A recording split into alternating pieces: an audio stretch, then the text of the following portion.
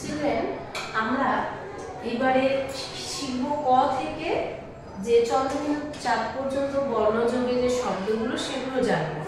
তার জন্য দেখো এই পেজে আছে ক থেকে উমা, পেজ নাম্বার 8। এই পেজটা হলো এখানটায় আমরা এই যে বর্ণগুলো ক থেকে উমা আছে সেই বর্ণের যে শব্দগুলো হয় সেগুলো এখানটায় আমরা এখন জানবো। দেখো এই বাঁ সাইডে যে শব্দগুলো আছে ওই একইভাবে অ থেকে ও পর্যন্ত যে আমরা জেনেছি যে বর্ণ দিয়ে পরিচিত যে শব্দগুলো সেগুলো এই সাইডটায় আছে। আর মাঝে কি আছে?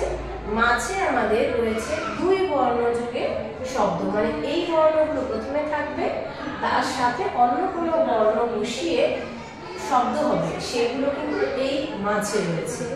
আর এই রাইট সাইডে যে শব্দগুলো রয়েছে সেটা হলো তিন বর্ণযোগে শব্দ, মানে এই সাইডের বর্ণগুলো প্রথমে থাকবে এবং তার সঙ্গে অন্য যে কোনো আরো দুটো বর্ণ বসিয়ে শব্দ হবে, সেই শব্দগুলো কিন্তু এই ডান সাইডে রয়েছে।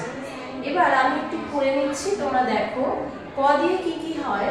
ক দিয়ে কাক, কয়াকার কা, কল কমল, কমল কমল, কমল মানে পদ্ম ফুল। খ দিয়ে খরগোশ।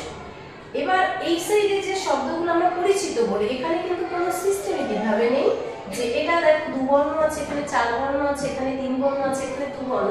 এখানে কোনো সিস্টেমেটিক ভাবে দুবর্ণ বা তিন বর্ণ বা চার বর্ণ এটা কিছু নেই। যেই কারণে পরিচিত যে শব্দগুলো সেগুলোই কিন্তু এই সাইডে রয়েছে। আর মাঝেরটায় দুই বর্ণ।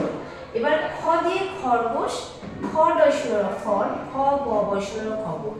গয়ে গামলা, গম গগন, গগন মানে আকাশ। ঘ ঘয়ে ঘর, ঘর ঘটনা। আর উমতে কিন্তু উম দিয়ে কোনো শব্দ হয় না, মানে ফার্স্টে উমা বসবে এবং তার সাথে অন্য কোনো বর্ণ যোগ করে কিন্তু কোনো শব্দ হয় না, তাই জন্য কিন্তু উময় কোনো শব্দ নেই এখানটায়। আমরা তাহলে ক থেকে ঘ পর্যন্ত শব্দটা এখন জানলাম।